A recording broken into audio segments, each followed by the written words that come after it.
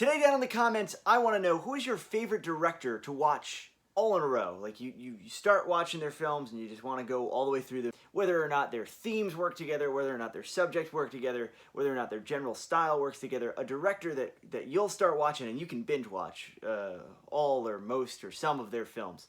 I want to know down in the comments. Hello, I'm Adam Caesar. This is Project Black T-Shirt, the channel where we take a new or a reissue horror movie or a horror Blu-ray release and then pair it with a piece of horror reading, horror literature that you're going to enjoy if you like those movies. Recently I've been on a kick of checking out newer movies and talking about them and pairing them with books, and I think you'll like that. But if you're into the older stuff, we're talking about movies from the 70s, one movie from the 90s, and a blast from the past, Fangoria back on the market. But the main thing I want to talk about today, the main subject of this video is Blood Hunger, the films of José Larraz, which is a new 3-film box set that Arrow Video just put out. If you haven't heard of José Larraz and you're into Euro horror, you probably know at least some of his films. You probably know the most famous film in this set, at least for horror viewers, is Vampires, spelled with a Y. But this also includes his first film, Whirlpool, which is actually supposedly very underseen, which I hadn't heard of before the set, and it includes a later film, The Coming of Sin, which is not necessarily a horror picture, but we're definitely going to talk about it. So we'll take these in chronological order, and I was very underseen in Larraz's film. I think I'd seen one, and I'd seen Vampires, kind of incidentally, because he's done a lot of other films, especially later in his career. He did a lot of films of kind of varying quality and repute. But these early 70s films, or these first half of his career, early 70s films, are all very much worth seeing. Spoiler alert as to whether you should buy this set or not. I'll put the link down in the description, as I always do. But I think this is one of the best releases of the year. But starts out with Whirlpool, which is his first film. It's like it's got like a early De Palma feel to it, a Hitchcock feel to it. But it is José Larraz is Spanish. He did grow up during the Spanish Civil War. He had this kind of amazing life that's detailed later in the set. He was a comic book artist, and then he was a fashion photographer, or did those Fumetti comics, the photo novel comics. He did photography for those. But Whirlpool is about a photographer. It's about this sleazy younger man that lives with his sleazy aunt. And she owns a fashion photography business, and she keeps bringing these women back to kind of her country home, her English country home. And this is a British film. This is a British horror picture, even though Larraz is Spanish. For fans of British horror, there are familiar faces and familiar people behind the camera too, helping Larraz. It focuses on this kind of power dynamic, weirdo 3-way relationship between the young photographer, his aunt, and one of the fashion models she brings home to the country to kind of live with them for a little while. These are not films, these are not family films, these are not films that you're going to sit down with your mom and enjoy together. All 3 of these films. These first 2 are horror films with kind of 70s soft erotic edge to them.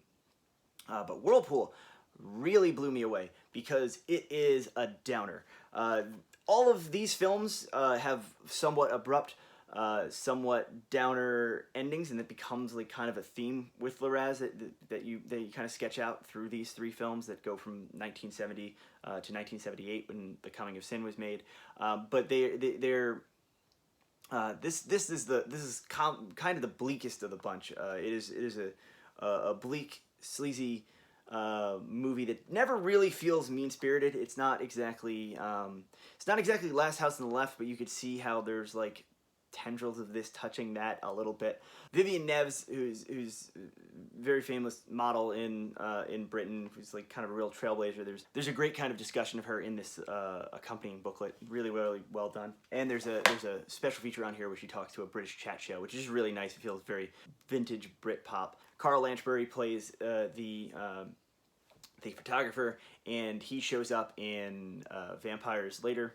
But Whirlpool really, really blew me away really wasn't expecting to like it as much as I was, because when you hear first film, you almost kind of hear it in the sense of like, oh, you know, learning experience, or like a lesser known film from someone who would become prominent later. But Whirlpool stands toe to toe with everything else in the set. I think it's really good. Vampires, the most famous movie in the set, and the only one that I had seen before, because there was a Blue Underground DVD of it. And that came out quite some time ago, because I remember buying that on Long Island at like FYE and getting it home and watching it and being like, am I supposed to be watching this? Vampires still kind of had that effect on me, and I'm in my 30s. Vampires was filmed in large part at Oakley Court, which is countless Hammer and Amicus and British productions and Rocky Horror Picture Show, and it's a very recognizable castle court estate manor, but it's kind of crumbling and in disrepair when they filmed Vampires. It really does make it feel like a much more expensive film than it is, because if you go through the special features, pretty much to a man, they talk to a lot of people who were involved in making this, and they're all just like, wow, this movie was made for no money. Like, I think like one of the makeup artists was like paid in a car. Like the producer gave him his car as like payment for doing the makeup and doing the effects in Vampires. But it is a wonderful film. As far as the kind of erotic vampire, female vampire movies go, probably one of the best, if not my absolute favorite. Along with Hammer's The Vampire Lovers is probably my favorite, and Daughters of Darkness. But this is definitely top 3 material. Marianne Morris, it's got a great cast. It's incredibly well done, incredibly well shot. It's got a great mood to it. Got a great soundtrack. It's got this cool 70s guitar over the opening titles. Really great film. If you haven't seen it, it may be the reason to pick up the set. I would not recommend this set for kind of beginners, even though I'm saying it's one of my favorite things of the year. It's definitely, if you enjoy British and Euro horror, and you kind of want to see where those two things meld, because again, Spanish director, 2 of these films shot in England with majority English cast and crew. They do really feel like they're straddling that line. They're straddling that kind of Euro horror, British horror line in a way that's really unique. And José Larraz very clearly has artistic themes and artistic sensibilities that he wants to return to again and again. They are certainly not unproblematic. I'm sure heads would spin if you show these films with very little context to people who are kind of not prepared. But they're beautiful movies, and these restorations of them, and the amount of special features. Like I said, I've watched hours of this stuff so far, but I'm not even close to done. I read the interior booklet, which is like a perfect bound, 50-page book. Wonderful writing in that, wonderful materials in the extra features. But the movies themselves have been remastered, and they look so good. They look really nice, especially on Whirlpool and The Coming of Sin. They do kind of a comparison to earlier video versions of the film, and there's just no contest. These look amazing. And the last film we're going to talk about is The Coming of Sin. We're going to talk about it very briefly, because it's barely a horror film. It's not really. It does have horror elements. It does have dreamlike kind of elements to it. But this is Larraz going back to Spain after Franco, going back to Spain in 1978 and making a film there. It has a ton of imagery and thematics that I'm not 100% sure I know enough about the culture to kind of understand, because there's definitely stuff there. There's definitely race things there. There's definitely class things there. But it's, again, like Whirlpool, 8 years later, he's revisiting kind of the same plot types and the same archetypes. It is about a kind of 2 women, 1 man. This relationship, a young woman goes to live with a friend of the family. She's like the maid for this one family, and it's like, will you take her in? Will you let her live there? And she's haunted by these nightmares, and then the guy from her dreams shows up, which is like it's got a real dream logic to it. It's a really interesting film. It's most interesting, I think, when you put it in the context of these other 2 movies. And that's what I think this set does really well, and that's why I asked you guys that question up front of like, who's a director you want to watch all their films when you watch a little bit of their films. The one thing I will say about the set, Blood Hunger, it is great. But it feels to me like Arrow is either going to do another set, or they're planning on releasing more Larraz films, because it's not, and it feels like it's not enough. You watch it and you're like, well, I want to watch these other movies that they're talking about on the special features. Kim Newman does like kind of a career retrospective on the first disc on Whirlpool, and he talks about all the different other movies, and he puts special focus on Symptoms, which is a movie that was released on Blu-ray by Mondo Macabro, that after watching this set, I was like, well, I'm going to put Symptoms in my Amazon cart because I need to see that, because it gets name-checked and discussed all the time in the features. And then his later features, he was making films well into the 80s. He kind of had a whole other resurgence and a whole other movement to his career. And I'd really like to see some of those remastered and re-released. So this doesn't say like Volume 1, but I kind of think it might be. I kind of think they're getting ready to do another one, and maybe it depends on how well this set does. But these three films here, so glad to have seen them. So glad to especially have gone into the special features. Even if Coming of Sin was probably of the three, probably the one that I jived with the least. It maybe has the most interesting special features of the whole disc, because this younger guy, British guy who was living in Madrid, who befriended Larraz. There are a few little archival interviews with Larraz, who passed away a number of years ago, but he shows up in the special features in these archival things. But you get to really know him through the people who knew him in life, and the Arrow did a great job of kind of tracking those people down, getting them on the record, having them kind of tell Larraz's story, and analyze his work in a really loving but also just like faults in all kind of way. Because in that interview I was talking about on The Coming of Sin, he talks about his life and all these different regrets he had, and all the different ways that he felt like he went wrong with both his personal life and his professional life. But awesome set.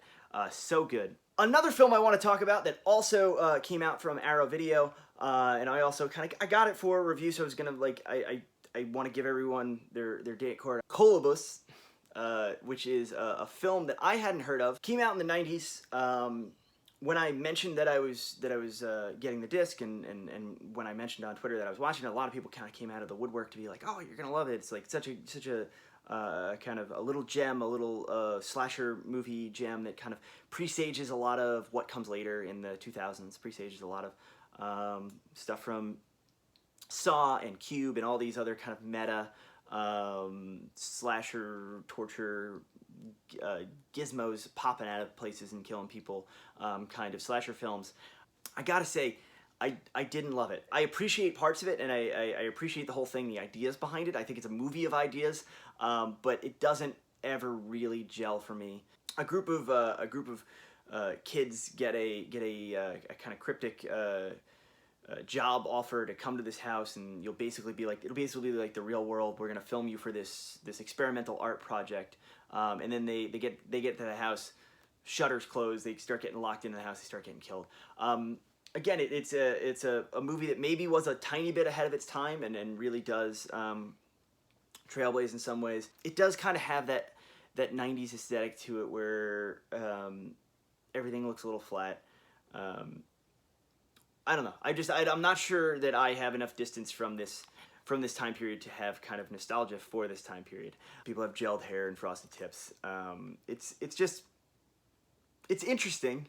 It's just not a movie I overly loved, and I'm sure down in the comments, especially because when I talked about it on Twitter, it's like people definitely have fond memories for this film, and I don't completely want to poo-poo it, because I do think Arrow's at least doing something interesting here, where they've got these kind of 70s and 80s lost gems, and they're like, you know what, let's go to the 90s. People kind of normally dismiss the 90s, and especially the late 90s, as kind of like an unfertile ground for horror, especially for independent horror.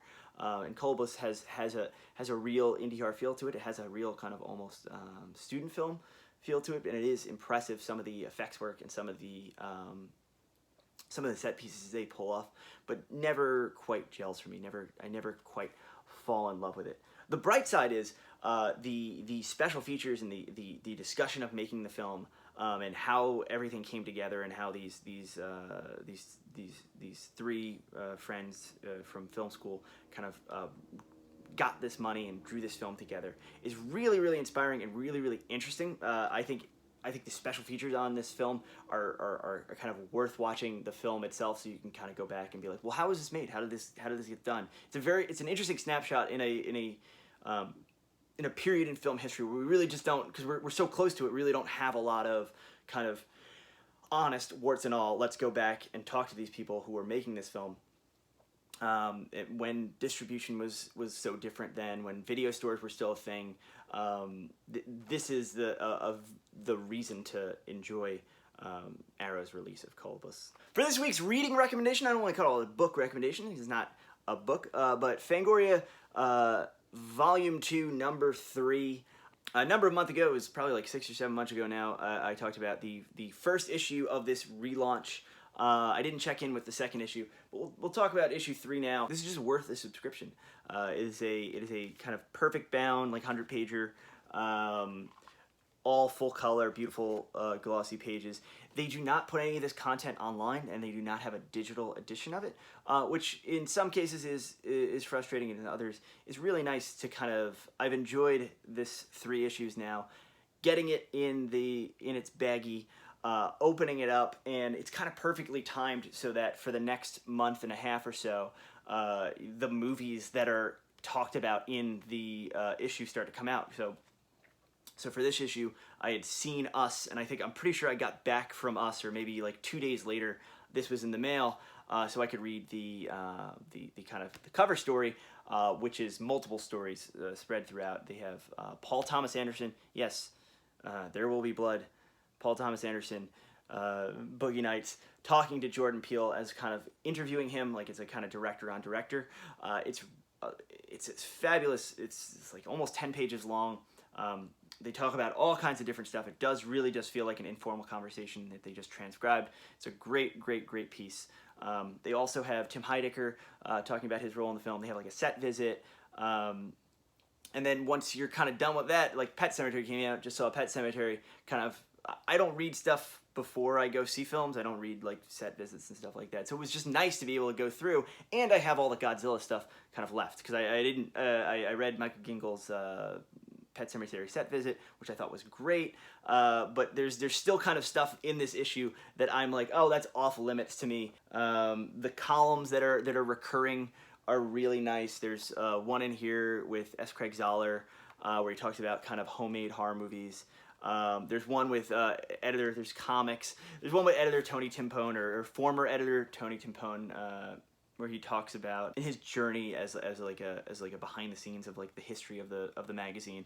It's this one he talks about like all the different celebrities that would stop by, or like this weird celebrity interactions he's had publishing Fangoria. But this new crew that have put this together, they're doing a great job, and it really does feel cohesive. It really does feel like something that's going to sit on a shelf for a while and not going to be that dated. Like, you know, there's stuff in here about recent films, but there is stuff. There's a real interesting feature in here. I guess they talk about like lifelong fans and then people's interaction with the genre, and who've moved into the genre in unexpected ways, not just making movies. But there's one in here. There's a profile in here about a guy who bought the original Texas Chainsaw gas station.